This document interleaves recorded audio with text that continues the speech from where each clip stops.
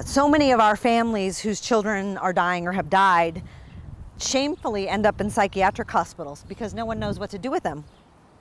So when they're having a moment of distress, psychological breakdown, when they're weeping and crying and protesting and screaming, which they have every right to do when their child has died, people don't know what to do with them, so they take them to the emergency room and then they end up inpatient because everyone's concerned about self-harm.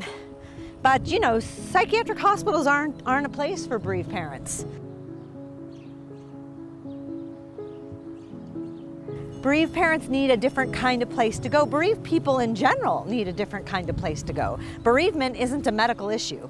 Grief is a human issue and a spiritual issue. You sort of feel like no one in the world can know your pain and your grief and your trauma. Yeah. And then you meet an animal that's been beaten and starved, an animal that's been taken too soon from its mother, and you start to understand that suffering is what connects us all. This is Aspen, and he's a jumper, so we're trying to teach him not to jump. And Aspen I found in the middle of the highway just south of Kanab with a face full of porcupine needles. And this is Francis. He had been hit by a car in Gallup, New Mexico, when I was on my way back from a research study in South Dakota. Picked him up, and now he's a rescue dog. All right, guys, we're coming in. We're coming in. Hi. Hi, Bunny. Hi, Chimako. Hi, Scout. Scout's our punk. He's the troublemaker. The little one is a little shy. That's Chook. He can be a little grouchy, so just watch your feet. That was awesome, Caspian. He's the one who broke my toes. He was so picked on and so abused. Whoa! She is the baby of the Dolly Mama.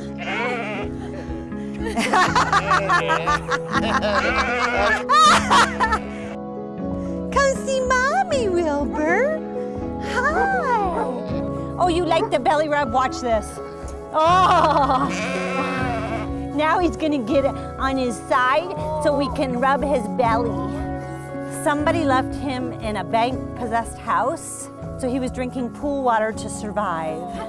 And he was very thin, and now he's not. So a lot of things on the property have special meaning, like that wind chime was donated by a bereaved mother in memory of her two sons. So she only had two sons and both of her sons died. That tree down there is in memory of Giddy, and his classmates, his kindergarten classmates, made all the wind chimes on that in his honor. It's a holy place. You know, we met through our mutual dear friend, Dr. Gabor Mate, and in a lot of ways, I work in the field of addiction and recovery, and you work with people that have struggled with severe traumas, and a lot of people who've lost loved ones, parents who've lost children, and all forms of from disease to dying to murders and all kinds of stuff. So, how did you start this, and why? You know? Yeah, so I mean, I was a mom back in 1994 and was pregnant with my fourth child, and she died very suddenly as a newborn baby, and I had no understanding of why she died. They never found a cause of death, and there wasn't any support organization around to help me through it. Hi, Aspen. You want to be part of the interview? If he wants to be There we go. This is Aspen, one of the animals. He's going to try to actually get up on the table. You can see that they're very well disciplined. Yes. Anyway, so I began sort of a downward spiral. There was no support for me. And, you know, I went to several psychologists and therapists who wanted me to go on medications. Some thought I should be hospitalized. And I just kept saying, no, our love is worth all the pain I feel. You're not taking this from me. It's all I have left. So I really pushed back hard, but I was flailing. So I weighed 90 pounds within a few months. And I had 3 little kids to take care of, and I wasn't doing a very good job taking care of them. And P.S., that's how intergenerational trauma gets sent from one generation to the next. Because had I not been able to pull myself together, had I not been able to do things, the things that were important to me to cope in the way that made sense to me, I don't know that my children would have had the advantage of having a present mom anymore. So, I mean, I think in our culture in general, we don't do grief very well. We tell people don't feel any emotion other than happiness. I call it the happiness cult in my book. So you're only allowed to feel happy or joyful or, encouraging.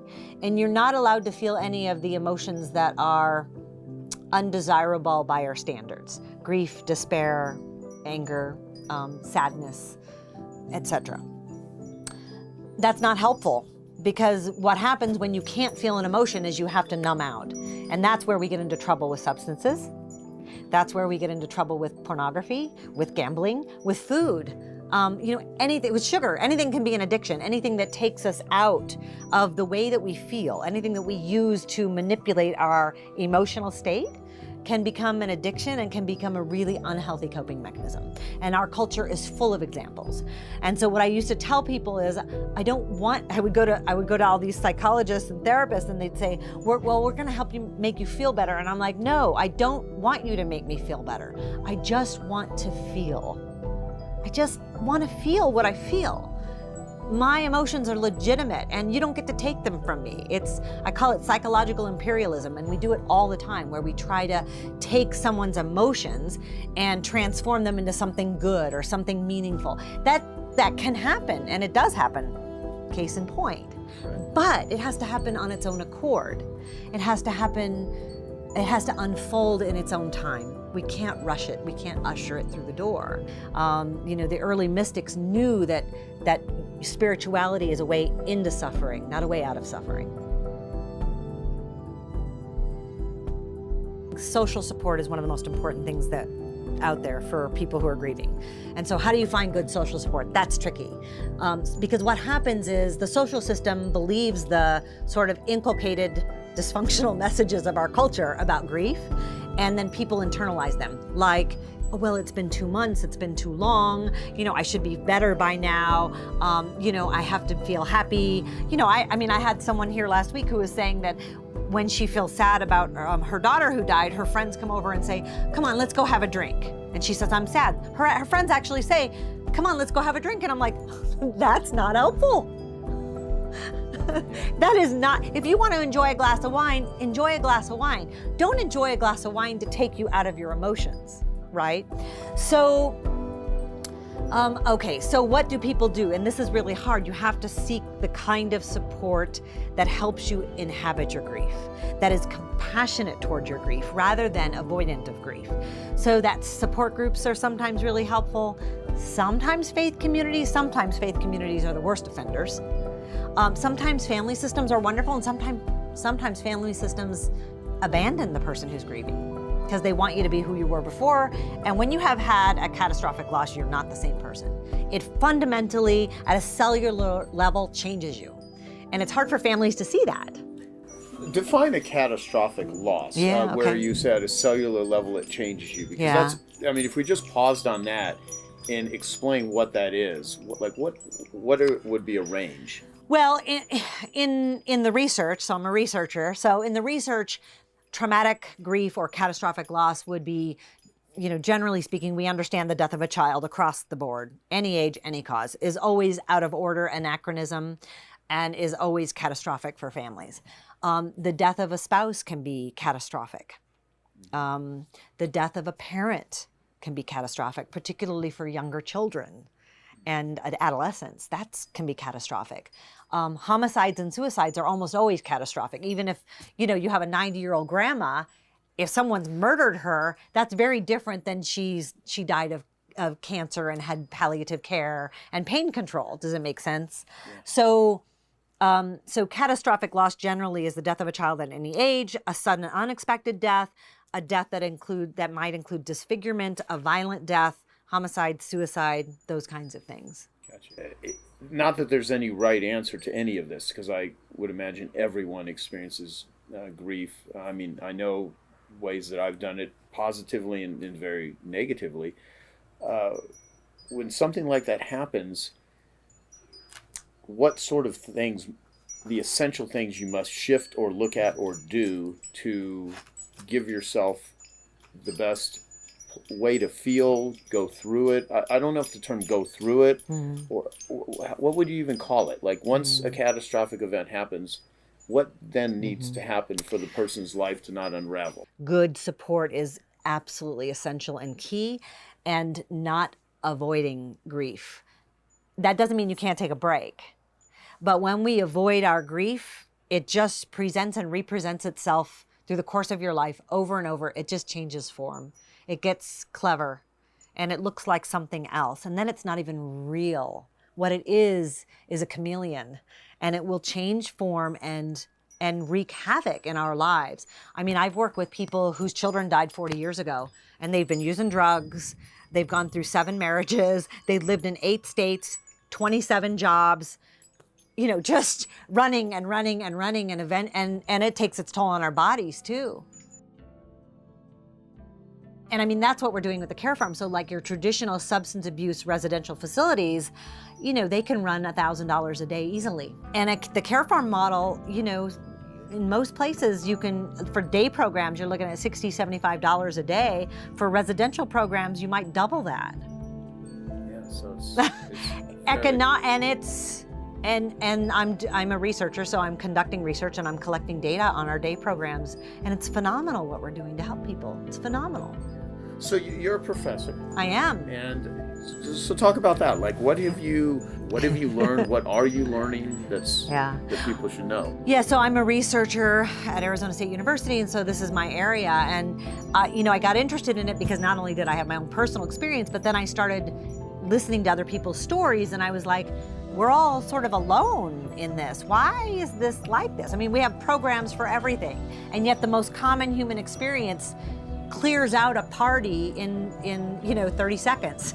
You know, why are we so afraid to talk about our painful emotions, our grief and our losses? And so I said, you know, that has to change. Started the foundation, started meeting with many, many families, started helping many families, went back to school, got a couple bachelor's degrees, master's degree, PhD. Fast forward, then I got a position in research because that's how you change practice. So one of the things that was incredibly distressing to me is how pedagogical models were failing people over and over and over again, because we were medicalizing grief, because we were treating grief as anathematic. We were treating grief as the enemy, as something to get over, as something to overcome, and it's nonsensical. You're actually, it's a model that promotes disintegration, not integration. It promotes fragmenting of our self-identity.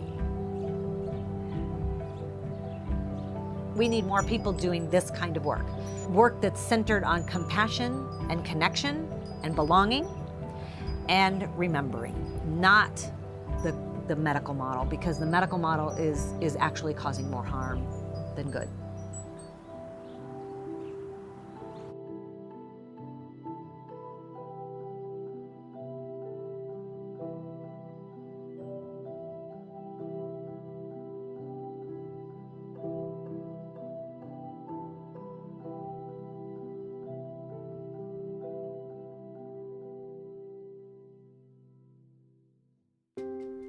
Okay, I hope you found that video awesome and useful. So if you want to get a free copy of my book, I want you to click here. And if you want to watch some more videos that'll be useful and awesome, click here. Go ahead. They're over here. Do it now. Come on. Thank you. Watch them.